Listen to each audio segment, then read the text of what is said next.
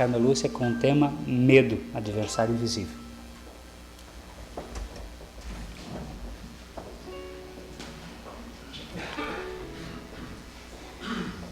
Boa noite, meus queridos irmãos.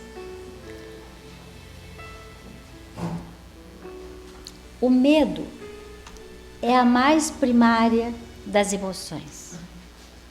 Essa é uma frase de um cubano, radicado na Espanha, Emílio Mirey Lopes, muito conhecido na área da psicologia, na área da psiquiatria. E ele afirma ser o medo um dos gigantes das emoções, colocando também o ódio ou a ira, o dever, o amor e naturalmente o medo.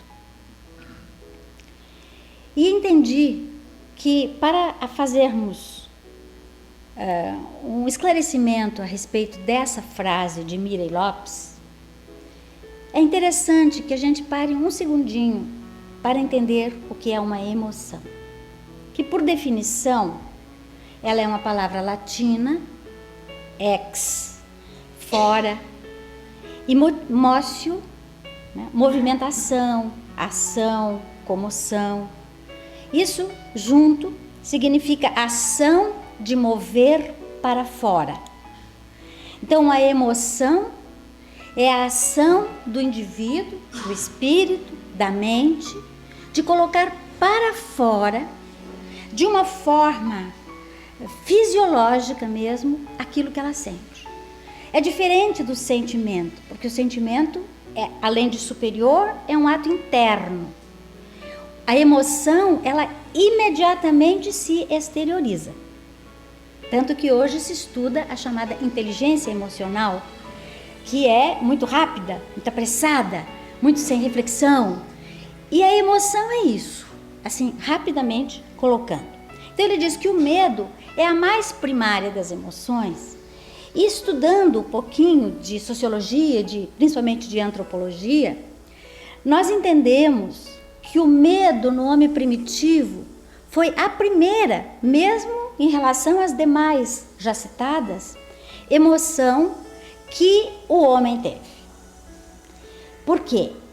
Porque foi a emoção que primeiro atingiu para a sua defesa pessoal, atendendo aos princípios do instinto de conservação.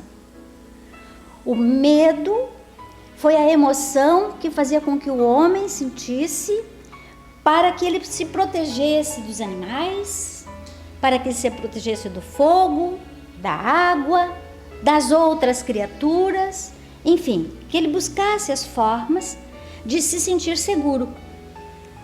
Então ele expandia a sua emoção, cada um a seu modo, porque a emoção é um ato muito subjetivo, é muito próprio de cada um, como vamos ver em seguida, no desenvolver da nossa palestra. Definindo, uma definição simples, diz assim: medo é uma resposta automática como meio de preservação da vida. Veja bem, é uma resposta automática, construída como mecanismo natural do ser humano. É uma herança atávica, ou seja, passando de geração em geração. E atende aos princípios do instinto de conservação, que é uma proteção que todos temos e que temos a vida toda, garantindo a nossa segurança e o nosso meio de preservação. Herança atávica, como exemplo aqui, eu escolhi o fogo, porque o fogo foi, talvez, do homem primitivo, o que mais auxiliou o seu desenvolvimento e o seu progresso. Primeiro, o homem sentia medo do fogo natural, do relâmpago, que pegava fogo nas florestas. Então, as coisas que naturalmente surgiam e ele tinha dificuldade de ter domínio. Então, o fogo era uma das coisas que apavorava. Até o momento em que o homem começou a se utilizar das formas e recursos que ele tinha para descobrir como é que o fogo se processava. Como é que ele poderia utilizar esse fogo em prol de si mesmo? Porque o homem é um ser inteligente, por natureza. A inteligência é um atributo do espírito. E que, naturalmente, a própria inteligência vai se desenvolvendo gradativamente e que, com esse desenvolvimento, ele vai alastrando, ele vai tendo condições de aumentar a sua possibilidade de vivência e de proteção. Então, quando o homem foi buscando as formas, ele descobriu, inclusive, como ele conseguia fazer o fogo, e daí que se diz que é um dos primeiros pontos de progresso mais acentuado da humanidade. Ele descobriu que o fogo poderia ser utilizado a seu favor para se aquecer, para se proteger dos animais, para aquecer a sua comida, que foram os 3 principais pontos iniciais do uso do fogo, da utilização do fogo. E com o tempo ele foi arranjando formas de trabalhar através do fogo, com as próprias armas, e depois adiante ele foi desenvolvendo. Mas inicialmente ele começou no seu progresso, no crescimento, se utilizando dessas formas que foi facilitando a sua própria vida. Por isso se diz que o medo está diretamente ligado a essa possibilidade atávica do homem. E o fogo, então, está na história do homem, em toda a história do homem, e vamos ver até mais adiante. O medo é um gigante, também nos informa Mirei Lopes, que se alimenta da necessidade de preservar a vida ante o perigo. E para o homem, além do fogo, que inicialmente já colocamos, os animais eram os principais perigos para o homem primitivo. E até hoje, nós temos o receio e o medo dos animais mais ferozes, dos animais grandes, né? Dos animais... Tem gente que tem medo até de barata, né? Que pula quando vê uma barata. Então, de uma formiguinha com medo de morder, de uma abelha que chega perto de nós. Então, essa necessidade de se preservar mostra que o homem realmente sente essa emoção. Mas, continuando a frase, que se alia com a imaginação e cria neuroses, já passando para um lado mais patológico, que são capazes de paralisar completamente a vida do homem. E aqui nesse momento nós aliamos o medo a superstições, a mitos, que realmente ficam como fantasmas vibrando nas mentes das criaturas. Trouxe aqui um exemplo do gato, que também na história faz parte dessa imaginação dos seres humanos. Por que será que as pessoas têm medo do gato preto? Do gato e principalmente do gato preto. E fui estudar um pouquinho a respeito disso. E na história, rapidamente contando, do gato já começa lá no Egito. O Egito adorava até o gato. E nós temos lá na história até um deus que tinha a forma de um gato na época ainda dos faraós. E o gato tinha privilégios dos faraós, ele era até mumificado, para que ele fosse conservado na história. Então ele era praticamente endeusado no Egito Antigo. Mas o gato problemático surgiu na Idade Média. Por quê? Naquela época, na Europa, muitos bichos, muitos ratos. E o gato era um animal que liquidava rapidamente com os gatos e fazia um benefício grande àquela população. Só que o gato é um animal independente e gosta mais de viver isolado. Quem conhece o gato sabe disso. É diferente do cachorro. E ele vivia mais independente, mais isolado, e as pessoas que viviam mais longe, mais isolado, nas casas mais fora, tinham gatos. Foi a época da caça às bruxas, quando, principalmente as mulheres, eram levadas às fogueiras da Inquisição, porque eram consideradas feiticeiras, bruxas, e quase todas elas tinham gato. E esse gato, mas pela independência, pela companhia do gato. E esses gatos saíam para buscar os ratos à noite. E os seus olhos, muito claros, vibravam muito fortemente, de uma forma magnetizadora. Então começou-se a ideia de que o gato era de um demônio e estava ligado às bruxas. E muitos gatos foram utilizados em sacrifício aos deuses, porque ele era um animal que, para a época, era considerado completamente excepcional. Então, dessa forma, as pessoas foram criando superstições, fatos, pela imaginação, que levaram a sistemas doentios. E o gato, até hoje, todo mundo, muita gente, né, que é supersticiosa, tem medo. Se passa um gato, principalmente preto, na frente da pessoa, ih, vai morrer alguém, ih, não sei o quê. E ficam com essas ideias supersticiosas e míticas a respeito do gato. E o outro é o 13, sexta-feira, que muita gente tem medo desse dia. A história conta que tem várias origens, mas uma delas, e talvez a mais importante, é que se conta que o número 12 de discípulos de Jesus eram 12, e que Jesus seria o 13º, mas que o 13º foi traído, né, por alguém. Então, era uma sexta-feira, que foi a chamada Sexta-feira Santa. Então, a partir dali, se colocou essa ideia de que toda sexta-feira e sexta-feira 13 é sempre um dia terrivelmente ameaçador. E as pessoas têm medo disso, se apavoram, até a ponto de serem levados para hospitais. Nos Estados Unidos, por exemplo, existe um problema sério com esse número, que inclusive os edifícios, os apartamentos, o número 13 não aparece. 12, 14. Né? E são muito supersticiosos a respeito disso. São aqueles medos que vão se tornando realmente fora do comum. Mas o cérebro é o órgão realmente de manifestação que o ser utiliza-se para que o medo aconteça. Então, como funciona, assim, rapidamente colocando? O indivíduo recebe a informação, os dados, através dos sentidos.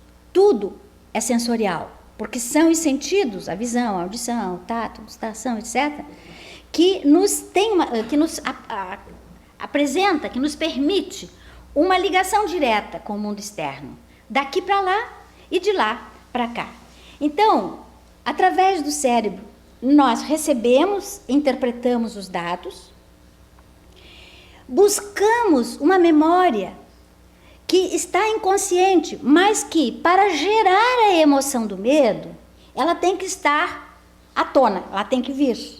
Ela é chamada. Tanto que uma pessoa que não tem, por exemplo, essa memória sensorial, que ela tenha medo, ou imaginação, ou que ela tenha passado por algum trauma, ela não tem. Uma criança que não tenha medo, por exemplo, de um cachorro bravio, ou de uma cobra, como eu já vi acontecer, da cobra em pezinho ali para morder a criança, para dar o bote, e a criança ia lá pegar de uma forma natural, que ela não tem a noção, ela não tinha guardado nela essa memória, mesmo no inconsciente, da problemática. Mas então, o dado chega, a memória consciente é rechamada, há uma decodificação, um trabalho junto às emoções, que determinará naturalmente se há ou não há problemas, ameaças para aquela pessoa, ativa o indivíduo trazendo uma reação de luta, ou ela enfrenta, ou ela foge do problema. E em seguida o próprio cérebro armazena a memória que ficou daquela situação e daquela problemática. Então, o controle da mente está diretamente ligado à realidade emocional junto à memória. sempre. O cérebro interpreta, veja bem, o cérebro interpreta o medo como se a vida estivesse em perigo. E o indivíduo reage com a emoção. Emoção é aquela reviravolta de fora para dentro, de uma forma meio fisiológica, produzindo brancos, paralisias, fugas, etc. Uma pessoa que não gosta de falar em público, por exemplo, e que tem que fazer, ou que está diante de uma situação em que ela se obriga a fazer aquilo que ela não gosta de fazer. E ela vem, então existe toda uma elucubração mental que a pessoa faz, e quando ela chega aqui, ela vai reagir. E em muitas situações, ela é capaz de fugir, ou de dar o branco. Ela simplesmente não lembra o que ela vai falar. Sabia tanto, estudou, mas dá o branco. E a pessoa fica parada. E grandes oradores já fizeram isso, já passaram por isso, em muitas situações. Por quê? Porque lida com o lado emocional da criatura. E o lado emocional é sempre ligado a uma série de situações que a pessoa tem, que a pessoa já viveu, etc. Então, essa memória emocional, por isso mesmo dizemos atávica, porque nós estamos trabalhando esse conhecimento, às vezes há muito tempo. Então, realmente o medo é ampliado, como diz Hamed no livro Dores da Alma. O medo será sempre a lente que aumentará o perigo. Há uma exacerbação da criatura em relação à problemática dela. Por isso que nós colocamos no início que o medo é muito subjetivo. Nem sempre o que uma pessoa sente, a outra sentirá também. Porque depende muito daquilo que a pessoa conhece, daquilo que a pessoa já vivenciou, daquilo que a pessoa é capaz de decodificar nela. E aí o sentimento vai desabrochar mais intensamente dentro dela, ou ela vai trabalhar mais explosivamente na forma de uma emoção que exteriorizar-se-á fisicamente, sempre. Então, por exemplo, existem sintomas que são próprios, né, da explosão de medo. A pessoa tem reações intensas. Por exemplo, há uma disritmia cardíaca, a pessoa fica tão nervosa que e às vezes ela não tem até controle. A pressão pode subir, pode descer, principalmente subir, né? Ela se sente sufocada, atingida, tem problemas de náuseas, às vezes altamente violentos, a ponto de chegar a vias de fato, né, como náusea, muita sudorese, tontura, a pessoa tem uma tensão muscular muito grande, fica rígida, né? As energias se esvaem, as pessoas podem desmaiar por causa do medo. Existem tiques nervosos que a pessoa começa a ter compulsões no braço, no rosto, na perna, no corpo, que ela não consegue ter um domínio sobre isso. A emoção é essa reviravolta que se dá no seu íntimo, né? E muitas pessoas chegam até a perder a fala ou perder a visão. Como depois, com o tempo, com tratamento, etc., ela recupera na maioria das vezes. Existem também sintomas psicológicos, que são manifestações intensas. A pessoa, quando está com medo, ela perde até a noção do pensar. Ela não consegue concatenar as ideias. E se perde na ação. Porque como ela não concatena a ideia, ela tem dificuldade de agir em consonância com aquilo que ela pensa. Portanto, como ela não está pensando devidamente, ela não consegue agir adequadamente. Colapsos nervosos, terror paralisante a ponto de imobilizar a criatura. Isso acontece muito com o medo mais profundo, naturalmente, né? Temores noturnos, que pessoas passam com grandes problemas, insônias, não consegue relaxar devido a essa tensão muscular intensa causada pelo medo. Perfeccionismo, pessoas que ficam só pensando em fazer aquela coisa tudo muito perfeita, porque na verdade ela tem medo daquilo que os outros pensam, etc., que vai acontecer. desespero, etc. Então eu coloquei aqui a figura de uma criança, porque também nós vamos ver que atinge muito as crianças nesse sentido. Ainda psicologicamente, muitas pessoas representam papéis. Aquilo que hoje se usa muito em psicologia, chamar as máscaras, né? O medo faz com que as pessoas, às vezes, pareçam para os outros aquilo que elas realmente não são. Porque elas assumem um outro tipo de personalidade, de exteriorização da sua personalidade, que às vezes não é o que ela está sentindo. Por quê? Porque ela não consegue dominar a emoção e às vezes se esconde atrás de determinados comportamentos que não lhe são típicos ou não lhe são favoráveis.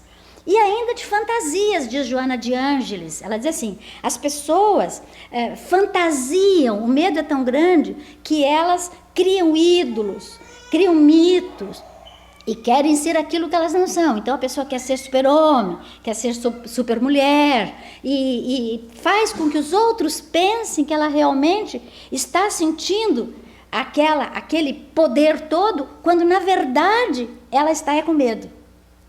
Né? Muitas pessoas, às vezes, agridem outras pessoas por medo. Então, é muito interessante essa manifestação psicológica do próprio medo. O título da nossa palestra vem de uma página de Humberto de Campos, no livro Pontos e Contos, chamado O Adversário Invisível. Conta Humberto de Campos que uma determinada tarde, Jesus, depois que passou o dia pregando e caminhando com os discípulos, ele encontra-se com os seus discípulos e começa a conversar. Pergunta como foi o dia. E os discípulos, então, começam a falar com Jesus. Quando Pedro diz para ele, mestre, eu hoje encontrei um capataz que batia, que espancava 3 mulheres diante dos filhos apavorados. Senti-me naquela necessidade de auxiliar aquelas mulheres, impedir que aquele capataz agisse daquela forma, mas tive medo da opinião pública e me calei. Aí, Tiago diz, mestre, eu estava andando e apareceu uma viúva que carregava, ela tinha dificuldades e carregava seu filho no colo também com muita dificuldade. Eu tive o impulso de ir lá ajudar, carregar aquela criança, mas tive medo, porque o que o público não iria dizer do julgamento, da crítica? E Bartolomeu passou por um indivíduo que era de má fama, estava ferido, e o povo dizia que ele tinha roubado, e ele teve anseios de ir lá ajudar aquele homem ferido, mas pensou, não, o que vai acontecer? Se a polícia vem aqui e me pega do lado dele, daqui a pouco eu estou complicado. E com medo de uma perseguição, afastou-se. E finalmente Filipe, o outro discípulo de Jesus, disse, comigo tudo foi diferente, não encontrei nada disso. Pelo contrário, vieram 30 pessoas encontrar-se comigo e pedir que eu desse algumas explicações a respeito do Evangelho. Mas eu comecei a pensar, e se eu não falar direito? E comecei a pensar 1000 coisas. E resolvi me afastar. Fiquei com medo da crítica de todas as pessoas. E Jesus continuava calado. Quando ficaram todos esperando a palavra do mestre, Pedro perguntou, mas isso é uma incoerência, mestre? Porque a gente está estudando o Evangelho, a gente está estudando as coisas, nós devíamos fazer na prática aquilo que a gente está aprendendo, e a gente não consegue, por quê? Foi quando Jesus então respondeu, é o medo, que é um adversário invisível de todos nós. Quando nós temos medo da opinião, do julgamento, da perseguição, da crítica, nós normalmente nos fechamos e deixamos de fazer o que devemos realmente. Só acabará tudo isso no dia em que o homem, pela dor, tiver maior compreensão e puder viver realmente o amor e a caridade. E Humberto de Campos termina dessa forma. Eu achei interessante e resolvi então abordar esse tema. Que atitudes patológicas patológicas da sociedade amedrontada, nós vamos ver agora. Rollo May, que é um psiquiatra americano, ele diz que nós estamos hoje vivendo a era da ansiedade. As pessoas são ansiosas, porque ela tem ânsia de respostas, tem ânsia de soluções rápidas, imediatas das coisas. O mundo não mais corre, voa. E as pessoas precisam estar sempre mais rápido do que aquilo que às vezes ela realmente pode oferecer a si mesmo e aos outros. E além dessa ânsia de respostas, ela está constantemente num estado de alerta, porque é uma era de insegurança, de diversas formas. Então, ela parece que está sempre diante de uma situação que vai acontecer um perigo, sente-se insegura com tudo isso. E o que ocorre? Há um emparedamento no lar. Hoje, as pessoas de bem se fecham em suas casas, são portões, são todas as formas possíveis, evitando que haja ingresso de perigos, de pessoas que queiram lhes fazer mal, etc. Então, vivemos em ilhas e somos fechados em nós mesmos e poucos trabalham o próprio grupo. Isso traz outras consequências. Então, por exemplo, as pessoas têm receio de conviver socialmente, justamente porque elas se emparedam, né? E têm comportamentos inadequados, normalmente se fechando em pequenos grupos, em clubes, em festas. São pessoas que, às vezes, extrapolam aquilo que ela realmente é, até economicamente, para que ela supere o próprio medo ou essa insegurança que ela tem vivido, né? E dessa forma ela vai se omitindo da convivência com as injustiças, com medo da violência, se aliena, se isola, né? E não quer saber de experiências novas com ninguém. O estranho, quando ela não conhece, ela simplesmente se afasta.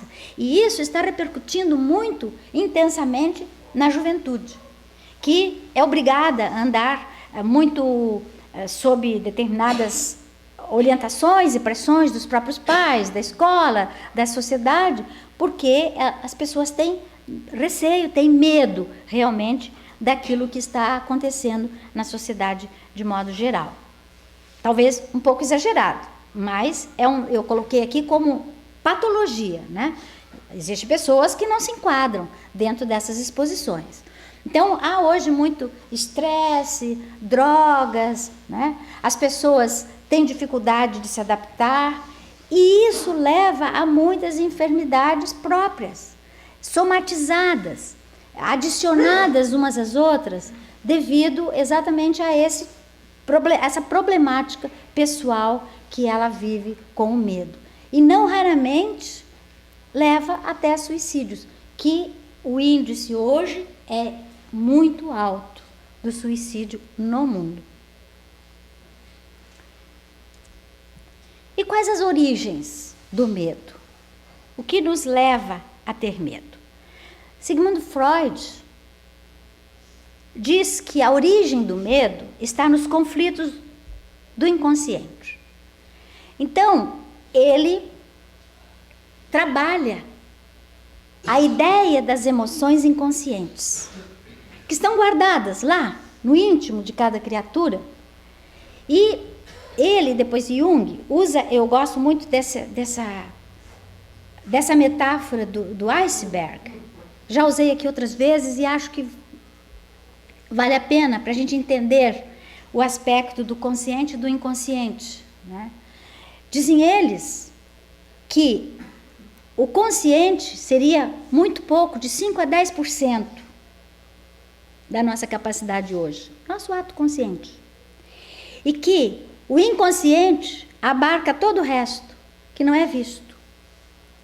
Então, aquilo que nos leva a essa questão dos conflitos pessoais. E quando nós acessamos a memória, como colocamos antes, nós estamos acessando o inconsciente, só que eles não explicam que inconsciente é esse, de onde que surgiu.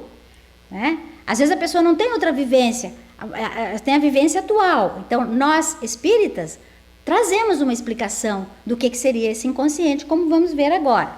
Mas Freud faz essa afirmativa que é vigente, de modo geral, na ideia da ciência psicológica e psiquiátrica.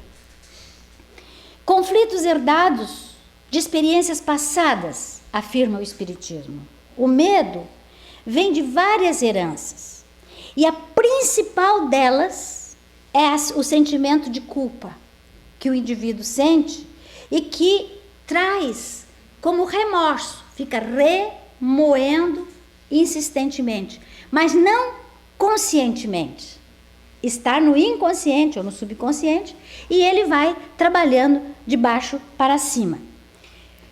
O que se explica que seriam essas culpas, né? Crimes que foram dissimulados ou que não foram justiçados, pessoas que cometeram homicídios, crueldades, torturas, traições e muitas coisas nesse gênero, mas que não respondeu pelo ato. E traz essa falta consigo na sua história de vida.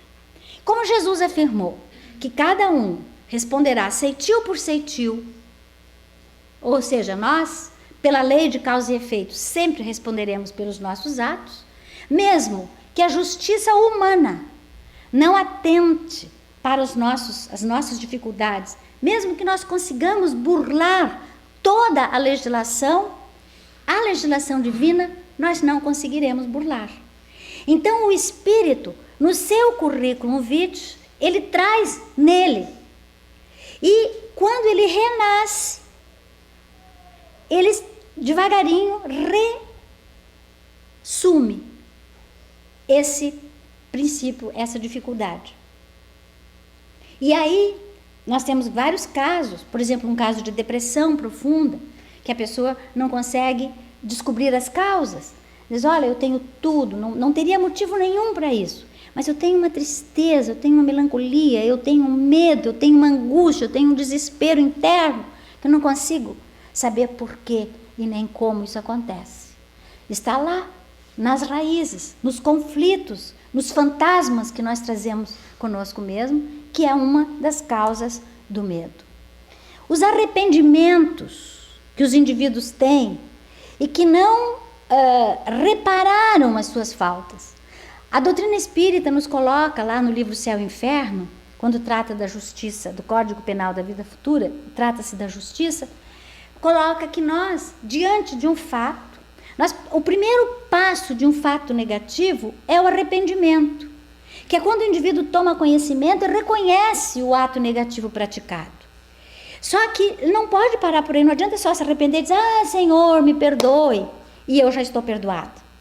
Não, nós vamos ter que não só expiar aquele ato praticado, quanto vamos ter que reparar esse mesmo ato. Então aqui nós estamos mostrando que quando existe o arrependimento, mas não há a reparação, a pessoa não conseguiu fazer, ou não quis fazer, ou não deu tempo de fazer, e ela está trabalhando agora em cima da sua necessidade. Mas aquilo está tinindo dentro dela, no seu próprio inconsciente. E na questão 974 de O Livro dos Espíritos, quando Allan Kardec trata da questão da doutrina do fogo eterno, ele dá essa explicação que eu achei interessante colocar aqui, até porque está remontando o início da nossa palestra em relação ao fogo que nós apresentamos antes. E ele comenta assim, para definir a natureza do sofrimento, o homem não encontrou comparação mais enérgica do que a do fogo, pois para ele, o fogo é o tipo do mais cruel suplício e o símbolo da ação mais violenta. Por isso essa ideia do fogo eterno, do inferno, que as pessoas, atavicamente, pela própria história dela como ser humano, ela fica dentro. E Freud tem razão quando ela fala do inconsciente ou do subconsciente, porque isso vem vindo junto. O inconsciente continua com toda a sua problemática e nós, durante as diversas encarnações, vamos trabalhando a nossa problemática até o momento em que nós o liberamos. E chegamos a um estado de plenitude, como espíritos, já não mais devedores, portanto sem culpa, portanto sem medo do fogo eterno, etc. E nós sabemos que o fogo eterno não existe. Não tem essa labareda, não tem esse sofrimento desta forma. O fogo é aquele que arde dentro de nós, quando a nossa consciência está pesada, endurecida, cristalizada, ou quando ela começa a se arrepender dos atos, e aí fica batendo dentro dela toda a problemática que ela ainda não conseguiu resolver. Mas à medida que nós vamos trabalhando a nós mesmos, nós vamos então resolvendo toda a problemática. Mas o temor do fogo eterno é uma das causas dos medos das criaturas.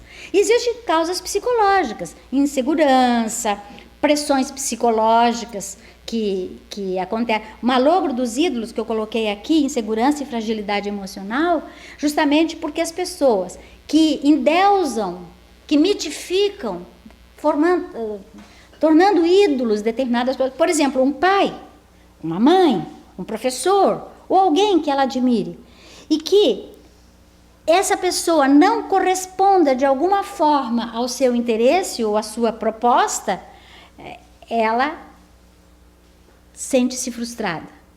Então, com isso, ela se sente insegura e fragilizada. Claro que isso é patológico, isso não é normal, porque ninguém tem que fazer do outro a sua imagem e semelhança, né? Ninguém tem que fazer do outro ou esperar do outro aquilo que ela mesma não consegue fazer. Então, por isso essas frustrações que acontecem junto às criaturas. Pressões psicológicas, sentimentos de inferioridade, que são casos gravíssimos que vão acontecendo na vida da criatura, né? Isso gera, inclusive, tem como causa também vários fatores psicológicos, gerando conflitos, assédios, competições e muitas coisas que depois gera uma insegurança muito grande na criatura, né? E além dos impositivos econômicos, que todo mundo sabe o quanto tem trazido problemas para nós. Mas outra coisa muito séria que gera medo são as experiências traumáticas que a criatura vive. Fenômenos sísmicos, a pessoa que passa, por exemplo, por um terremoto, por um tsunami, por uma derrubada de terras, uma enchente, etc., quando ela não consegue trabalhar aquela situação, ela fica traumatizada e pode trazer problemas de medo. Terrorismo internacional, violência irracional em todos os sentidos, né? As injustiças sociais pelas quais a pessoa pode passar, né? Isso faz com que hoje no mundo exista muita exigência em relação às criaturas, e essa questão do perfeccionismo que se procura utilizar nos serviços, hoje com a era tecnicista, com a exigência da especialidade e da tecnologia avançada, que as pessoas se assustam, tem medo de ir ao banco para ver um saldo bancário, tem medo de trabalhar com celular, tem medo de ir na internet, um aparelho de som, tudo é muito difícil, está complicado. Está fácil por um lado, está complicado por outro. E as pessoas então se intimidam e por isso elas ficam meio até traumatizadas com diversas situações. Além do que a própria mídia assusta muito porque ela traz muitos problemas. Você liga a televisão, faz torcendo assim ou pegando o jornal, você só vê escorrer o sangue. Né? Poucas vezes você entende ou vê uma notícia positiva, alegre, de família, de um ato heróico, de alguém que ajudou uma sociedade. Não, você só vê aquilo que é negativo. Então há um terrorismo da mídia em cima das criaturas. Isso gera essa insegurança e as pessoas se sentem fechadas, embutidas em si próprias. Além da ansiedade, nós falamos da ansiedade, aquela busca de soluções, mas a ansiedade, quando ela extrapola, ela passa a ser patológica. A ansiedade, quando em estado de normalidade, é comum. Ora, você faz um exame de vestibular, você vai ficar ansioso esperando a resposta, né? Você vai ter que fazer uma cesariana amanhã, você está preocupada, porque amanhã vai ter a cesariana, etc. Então, é normal. Aqui nós estamos falando da patológica, daquela que extrapola e cria problemas sérios, transtornos mentais mesmo. Vou citar aqui 3 deles. A síndrome do pânico, que é o medo extremo, é classificado como medo extremo, onde a pessoa tem uma sensação de morte e de destruição total. Esse é um dos graves quadros do dia de hoje, que é a síndrome do pânico. E a agorafobia é o medo da praça, que se quer se colocar. É o pavor que a pessoa tem de falar em público, de agir em público, de fazer uma exposição no seu trabalho. Ela tem dificuldade de número grande de pessoas. Então, é um transtorno mental terrível, que a pessoa realmente tem grande dificuldade de vencer. E o estresse pós-traumático, que a pessoa tem o medo da reexperiência, ela tem medo de viver novamente uma experiência negativa, dolorida, que ela já teve. Coloquei aqui 2 exemplos. Por exemplo, um acidente de carro, né? Uma pessoa que viveu um acidente profundo de carro, que trouxe muitos efeitos negativos para ela, e ela tem às vezes medo até de entrar no carro, ou de dirigir o carro. E pessoas que às vezes nunca mais dirigiram por causa disso. E às vezes pode ser de uma vida para outra. Ou então situações de sepultamento de vivos. Casos de catalepsia, por exemplo, como foi o caso histórico de Lázaro. Mas hoje, não sei se vocês já notaram, que hoje é um caso que mexeu com toda a mídia, que foi o senhor lá na África, que foi sepultado vivo. Ficou 21 horas na geladeira, né, do necrotério, 21 horas. Ele teve em casa uma crise de asma, acharam ele caído, acharam que ele estava morto, chamaram as pessoas responsáveis e ele foi levado. 21 horas depois, ele acordou e aí começou a gritar e bater lá dentro estava num saco, estava amarrado dentro de um saco. E aí foi um susto primeiro nos funcionários, e depois então abriram, e ele aparece, inclusive ele vestindo a roupa dentro do hospital, foi levado para o hospital e tudo. É um caso que a gente pensa que isso não acontece mais, mas agora hoje, né, dia 28 de julho de 2011, nós tomamos conhecimento de que ainda acontece. E em muitos casos que nós não conhecemos. Um sepultamento vivo, ou a pessoa que cai terra, que como nós tivemos muitos casos aqui na nossa região, em 2008, né? 8, 9. São casos terríveis. Isso gera traumas graves e que às vezes nas encarnações seguintes a pessoa vem com medos que ela não consegue. Então tem medo de altura, tem medo do fechado, tem medo disso, tem medo daquilo e não sabe por quê que isso acontece. Além das perturbações de ordem natural, como é o caso, por exemplo, dos sofrimentos que o indivíduo vivencia ainda no plano espiritual antes de reencarnar. Espíritos endurecidos, que são criminosos, ou que fizeram muitos atos bárbaros, e que ao voltar ao mundo espiritual, encontram-se com as suas vítimas que não os perdoaram, né? Que desejam vingança, e aí, então, cometem muitos atos que as pessoas se assustam, que é aquilo que nós falamos há pouco, aquele inferno, porque o inferno está dentro da gente, com a nossa consciência pesada. A questão da obsessão, que também é um processo bastante comum e que gera problemáticas que se passam para o inconsciente profundo da criatura e que desabrocha numa vida seguinte. E suicídios voluntários, quando a pessoa comete o ato, ou involuntário, quando ela não tinha o desejo objetivo de se suicidar, mas que por imprudência, por negligência, ela provoca uma morte. Isso gera muitos problemas para ela e numa encarnação seguinte, ela vem com resultados dessa área. Eu estou falando em encarnações, estou falando de vidas passadas, não estou dando uma explicação maior, porque eu acredito que todos sabem que o Espiritismo tem como um dos pontos fundamentais o processo reencarnatório, né? A evolução se dá com as várias vivências, com as sucessivas vidas que os indivíduos passam a ter.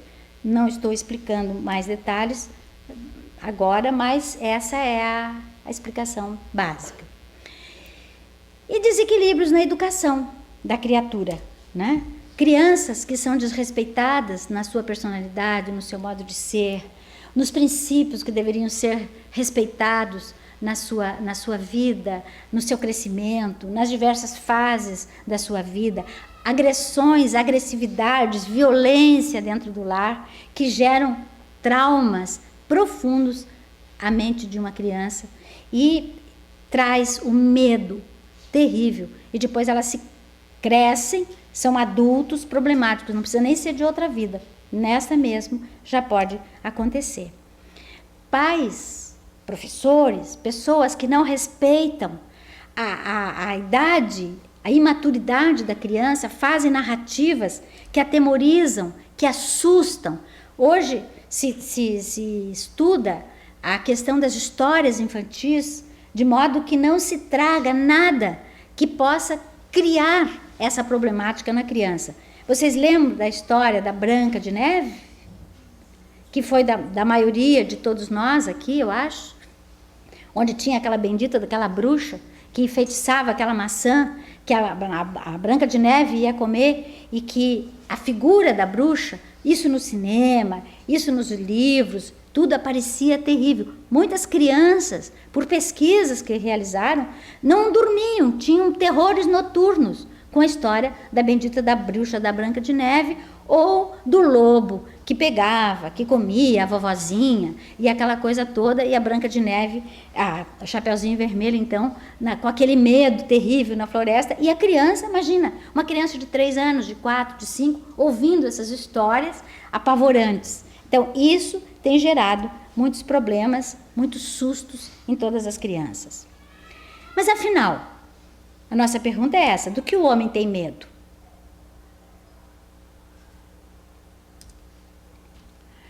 Vários são os pontos. Primeiro, ele tem medo do inesperado. Acidentes, balas perdidas. Tem gente que não sai na rua, na cidade do Rio de Janeiro, porque tem medo de uma bala perdida que venha da favela, não sai não sei o quê, né? Lugares fechados, como já vimos, pessoas com problema de... Nós mostramos as causas, agora estamos vendo o que a pessoa tem o medo. Medo de altura, medo da escuridão, dos fenômenos naturais, que até hoje são vividos por muitas criaturas. Existem pessoas que quando tem trovão, quando dá relâmpago, ela não fica sozinha, ela se fecha a casa inteira para não enxergar, né? São problemas que existem hoje. Não é do homem primitivo lá do escuridão, quando não tinha nem luz, né? Tem medo de animais. Tem medo de ser avaliado e julgado pelos outros, né? E não gosta. Por que ela tem medo de ser avaliada pelos outros? A pessoa tem porque ela não gosta de reconhecer os seus próprios erros, né? Tem medo da crítica e dessa forma ela tem medo de se sentir rejeitada por aquilo que ela é. Daí ela faz aquilo que nós já comentamos antes, máscaras, hipocrisias ou coisas do gênero, né? Tem medo da opinião alheia, tem medo da verdade, de correr riscos e de fracassar. Às vezes a pessoa não faz um concurso porque ela tem medo disso. Se eu não passo no concurso, então eu vou fazer o concurso, mas ninguém vai ficar sabendo. Vou fazer escondidinho e tal. Se eu passar, aí tudo bem. Se eu não passar, ninguém ficou sabendo. Né? De correr riscos, de cometer erros. Opa, de reconhecer, eu já coloquei 2 vezes em cometer. De novos aprendizados, de crescer. E aqui eu coloquei a figura do Peter Pan, que é um dos exemplos que se coloca hoje como síndrome ou como complexo de Peter Pan, quando essa figura também das histórias infantis, né, fica sempre pequenininho. Então ele tem medo de crescer, assim como muitas criaturas. Como elas têm medo de enfrentar-se a si mesmo, ela tem medo de crescer e, portanto, continua imatura, infantil. Que nem a avestruz, né, que esconde a cabeça achando que ninguém vai ver. Então ela vai lá, esconde num buraco a cabeça, deixa todo o corpo para fora, mas ela fica ali, se autoprotegendo dessa forma, né? Tem medo, nós temos medo de enfrentar a vida, temos medo do futuro, de amar, de ser feliz. Muitas criaturas são assim. Tem pessoa que diz, olha, eu ando com medo porque eu estou tão feliz, está tudo tão bem na minha vida, está tudo tão certinho que eu chego a ter medo de que alguma coisa vai acontecer. né? Então são pessoas que não se dão o direito de ter situações agradáveis, felizes, o que é o nosso direito, porque o espírito foi criado para ser feliz. Então ele não tem que ter medo de ser feliz, ele tem que buscar a forma e a fórmula para atingir a felicidade. Então muitos têm a Cinderela, nesse síndrome de Cinderela, o complexo de Cinderela, as duas formas são chamadas, né, de que sempre está na dependência de alguém para lhe fazer feliz. Então ela quer o príncipe. A Cinderela queria o príncipe encantado, né, que viesse num cavalo branco para levá-la. Ela não precisaria ter preocupações e tal. Muitas pessoas não crescem e continuam da mesma forma. Então ela tem medo de enfrentar a vida e fica se frustrando na vida dela, esperando que alguém a faça feliz. Que alguém, não sabendo ela que a felicidade é uma conquista pessoal. E mesmo que você fale, a pessoa muitas vezes não aceita, não quer saber disso, né? Tem medo da solidão. Esse é outro ponto bastante difícil, e a gente atende muitas pessoas, até na casa espírita, com todas essas problemáticas que estão sendo colocadas aqui, né? E a Joana de Ângeles tem uma frase que eu achei excepcional. Ela diz assim: o homem solidário jamais se encontra solitário. Então, se a pessoa está solitária, ela tem que ir ao encontro dos outros, conviver com os outros, trabalhar, preencher o seu tempo, dar-se. E aí ela se locupleta com o seu próprio trabalho. Medo de sofrer. Pessoas têm medo da pobreza, de um fracasso, né, de uma falência. Medo da doença, de dormir. Tem medo de dormir e não acordar. Medo da velhice. E aqui a doutrina espírita coloca muito claramente isso. Faz parte da nossa vivência. Por exemplo, a velhice. Nós passamos os diversos ciclos da vida, chegamos à velhice. A vida é transitória, fisicamente considerando, e todas as situações em que nós estamos vivendo são situações necessárias ao espírito. Não tem por que temer. Nós temos é que enfrentar as dificuldades e passar para frente.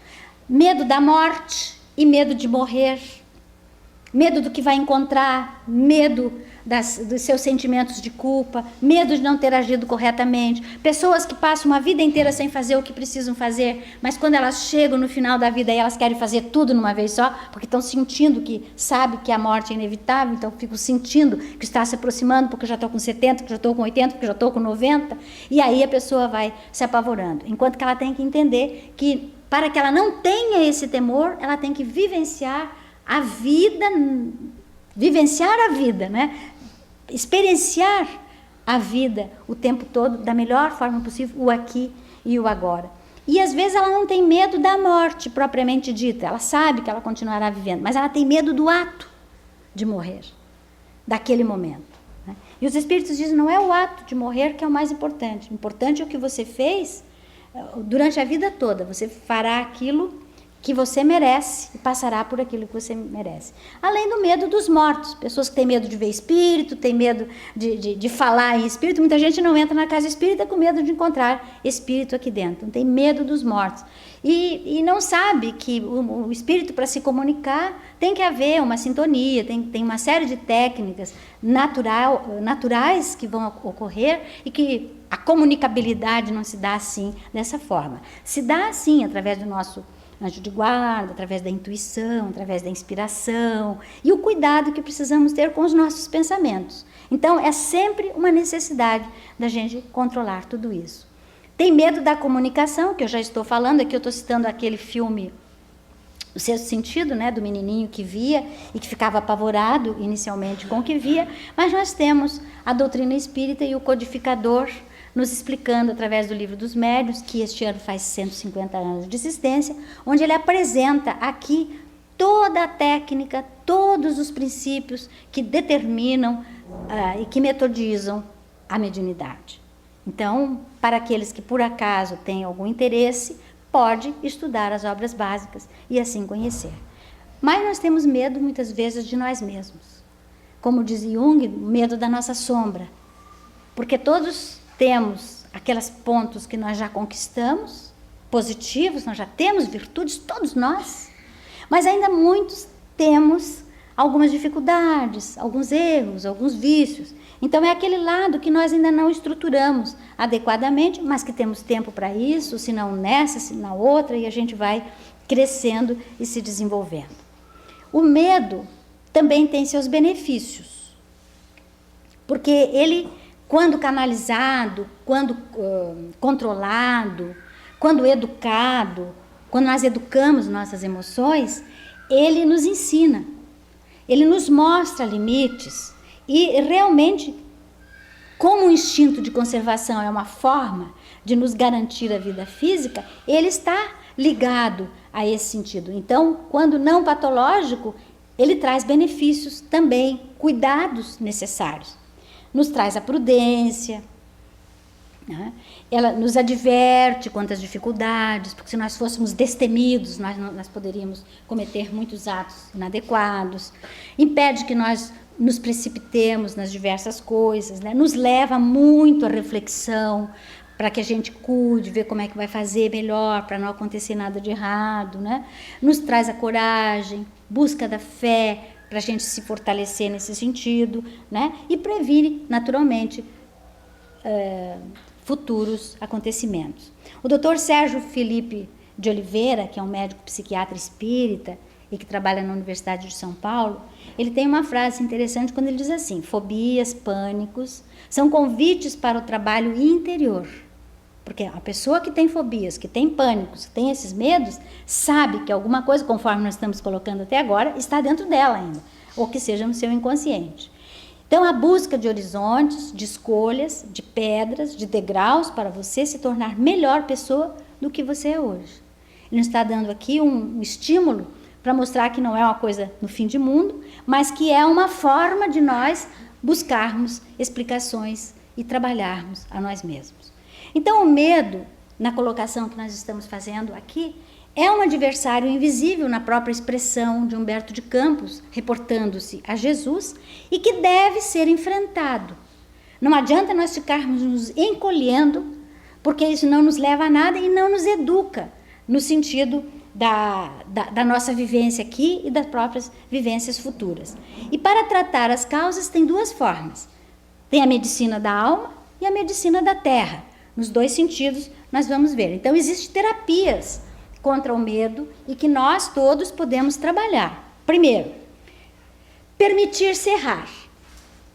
Nós vimos que uma das causas do medo é a pessoa não aceitar o próprio erro, não se auto-perdoar. Então, ela tem que se permitir errar, porque ela ainda não é perfeita, ela é perfectível, ela está num processo de aperfeiçoamento.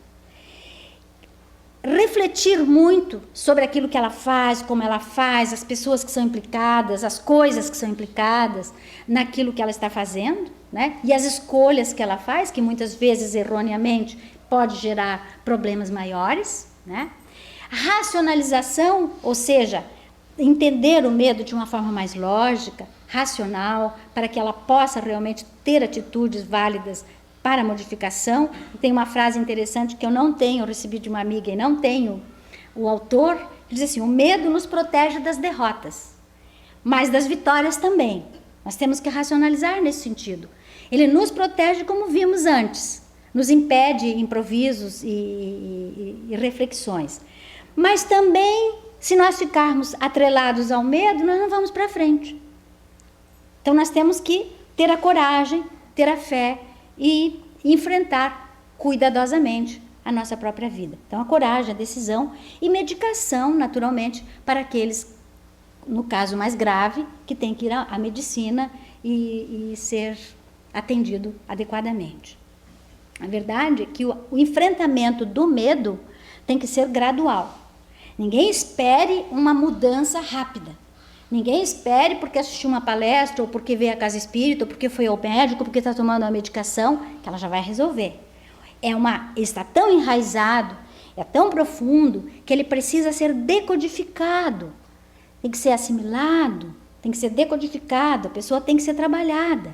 Então, por isso, nós usamos a necessidade da psicoterapia. Dificilmente se resolverá um problema de medo que não seja através de especialistas, de profissionais habilitados, Então, a questão do autoconhecimento, saber os nossos limites, as nossas vantagens, as nossas dificuldades, né?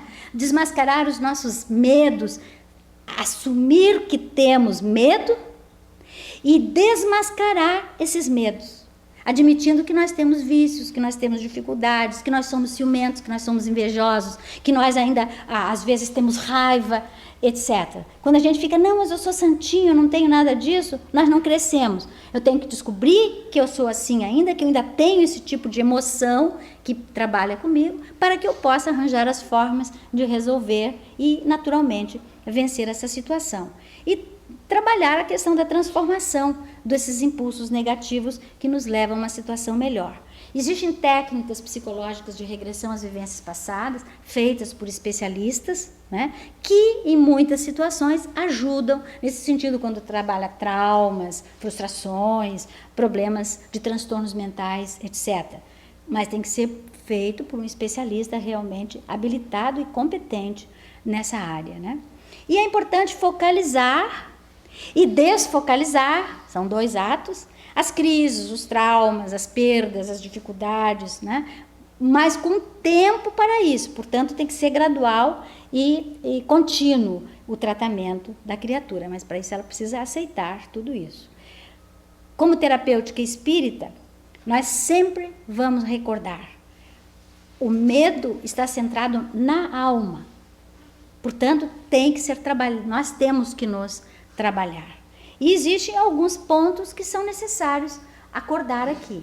Fé racional na justiça divina, sempre lembrar que Deus é bom, que Deus é justo, que Deus é misericordioso, né?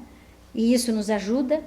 A certeza na imortalidade, no caso dos perigos, a morte do corpo físico, a morte é do corpo físico, como alma continuaremos vivendo, portanto, vamos continuar existindo pela vida fora. Cultivar pensamentos otimistas, afastando ideias assustadoras, imaginações, mitos, superstições, coisas que não interessam, ser mais racional. Divaldo Franco sugere a oração-terapia, né? Então, fazer preces, tendo em vista o tratamento mesmo, direto e necessário, numa ligação com o plano espiritual. Processos desobsessivos nas casas espíritas, porque muitas vezes o medo está ligado à obsessão, né? A fluidoterapia, o passe, como nós vamos fazer daqui a pouquinho, coletivamente. E o exercício da humildade, a maior virtude, e que todos precisamos cultivar, desenvolver em nós, etc. E aquilo que Jesus colocou lá na expressão de Humberto de Campos. O dia em que a humanidade compreender melhor, ela terá a condição de amar e de amar o próximo. Então, a caridade é uma ação do amor. E quando nós pudermos espantar os nossos fantasmas, os nossos medos, as nossas superstições, os nossos mitos, os nossos ídolos, que muitas vezes são ídolos quebrados, quando nós conseguirmos fazer tudo isso, certamente estaremos vencendo esse inimigo, porque o medo é um inimigo de nossas emoções. Dessa forma, esperamos ter atingido o objetivo da noite, agradecemos a oportunidade e que Deus nos abençoe.